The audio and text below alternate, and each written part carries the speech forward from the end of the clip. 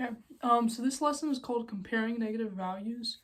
Basically, like the SMART goal for this lesson is at the end of this lesson, the student should be able to accurately use inequalities to compare negative values and not really get confused on absolute value, and they should be able to define absolute value by the end of this lesson.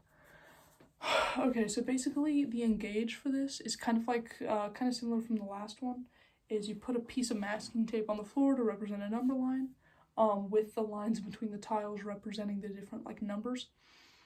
And then you make a center, and then you tell students like, oh, go to -3, go to 7, go to -4. And basically, obviously the students would go one at a time just because it's not going to be that long. But basically it gives them an idea of where negative and positive values stand on the number line, and I'm hoping as they watch that they can kind of piece together like, oh, well, -6 is over here, even though it's farther from 0, is it less than -3? And they kind of get that thought process in their head. For the explore, basically how I would do that is I would get all the students to sit down, and then I'd basically, on the board, I'd write a couple of inequalities using both, first, just positive numbers, then positive and then negative and negative numbers. And I would just kind of leave it blank for the inequality symbol in the middle, not have anything, and ask the questions like, oh, say the first one is 4 less than or greater than or equal to 7?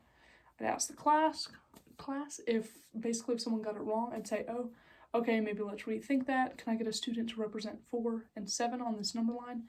I'd get 2 students to come step up, and then we'd say like, oh, well, which one is furthest right? Because whatever's furthest right is greater on the number line, and whatever's furthest left is less than on the number line. And they'd say like, oh, well, the 7 is furthest right, so it must be greater.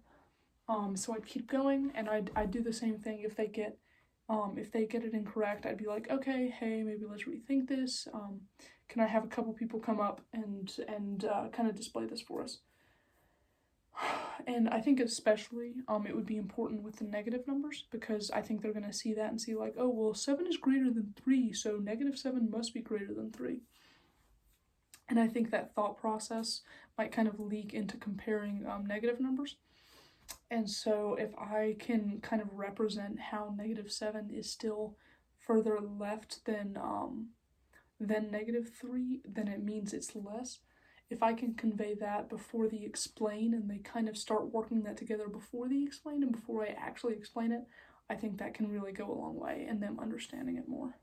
For the explain, obviously the students would just sit and kind of listen to me, but I, as the teacher, I think just to hop in, I would kind of like we should connect the explore to the explain and just be kind of like, okay, so in that last lesson we saw that even though 7, for example, is greater than 6, -6 is still greater than -7. Do we know why that is? I kind of open that up to the class, kind of like rhetorically, not really asking a question. But then I would just say, well, we can see on the number line, 6 is more right than 7, which is on the left, which means 6 is greater than. However, not using a number line, just think about it logically, If negative numbers are something missing from 0, whatever's missing less from 0 is going to be the greater number. So 6 is obviously, -6 is obviously going to be greater than -7. Say you owe -$6. Say you owe $6 to your mom. Your brother owes $7 to your mom. You technically have a greater amount of money because you have -$6 while your brother has -7. So if that makes any more sense. However, the reason you think that -7 might be greater than -6 is because of absolute value. Basically, what absolute value is it's a point's distance from 0. It doesn't matter if it's negative, it doesn't matter if it's positive, but like -7's value, absolute value, is 7, because it is 7 points away from 0. Even if it's in the negative direction, it does not matter with absolute value. Basically what you can do with absolute value is basically how it's represented is it's on the board right here. It's basically two long lines, and it just turns whatever's inside those two long lines positive. So say you have -3, it would become a +3. Say you have -4.5, it would become +4.5.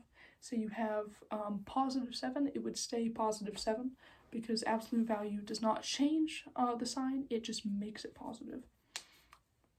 And so absolute value is just a representation of how far it is from 0, but not the direction. Our negative and positive symbols in front of our numbers tell us what direction. And so when comparing values, you have to make sure it's speaking about negative or positive direction and not absolute value, because if it were absolute value, you just judge the numbers on face value. But when we're comparing negatives, we do not do absolute value because direction is taken into account. And so, like I said before, say someone owes $30 to the bank, someone owes $50 to the bank. The person that owes $30 is obviously better off financially, meaning they have more money because they only have a -30, while the other person has a -50. So that -30 is greater than -50. I think all of you understand this, but when you have a negative and a positive, the positive will always be greater because that's how numbers work. A negative is an owing to 0 and having less than 0. And so that's basically what I'd say for my explain. Obviously, I think it'd be a little more drawn out, and like I said, with the last example, with the last lesson, more examples, kind of slow it down a little bit and kind of go not necessarily deeper, but just reiterate some of the same things over and over, just as the students get it. Obviously, I'd let the students ask questions, and their questions would take up time as well, so that would basically be my explain. For my elaborate for this lesson, this kind of, not necessarily, I guess, jumps the gun on basically what the explain taught them, but all it is it gives you, x is greater than or equal to a certain negative value or a certain positive value, and so you have to kind of fill in the areas that x could be. I think 6th graders could definitely handle this. I think it includes the standard. I don't think it's necessarily within the standard though. But I think this worksheet is just enough challenge to where they're still like on their toes, but they're applying what they've learned with what they already know. And so basically, as the teacher, I would print these out and then I'd hand them out. I'd walk around helping the students. Basically, I'd just be like, hey, think. If it has to be less than a -5 here, then it's going to be everything to the left of 5, because that's all that's less than -5. However, if it has to be like less than 5, it'd be everything less than that actual 5, because we're not doing absolute value. We're taking into account that direction of positive or negative. And so I just kind of reiterate that a couple times. I'd just say hey, remember, closed dot means it includes that point. So if it's got greater than or equal to or less than or equal to, and an open dot means it does not include that point. So that's going to be your just simpler greater than and less than. And I just walk around kind of watching the kids, watching the students, seeing how they do, and seeing if I could help them answer any small questions or anything, and just walk around.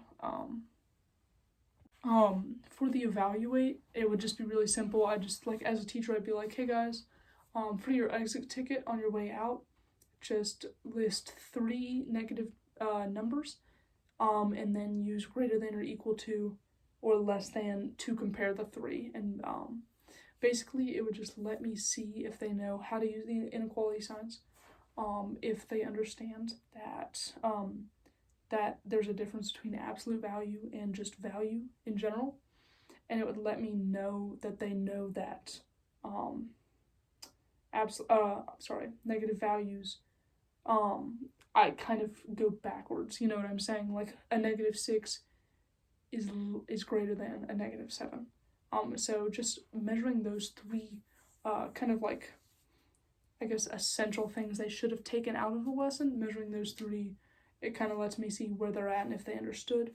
I think, honestly, if they get anything wrong with this one, I think I'd kind of take that as a sign of like, oh, hey, maybe we need to work on this more. Maybe we need to kind of, get better at this. Maybe more practice, or maybe saying it in a different way, wording it differently.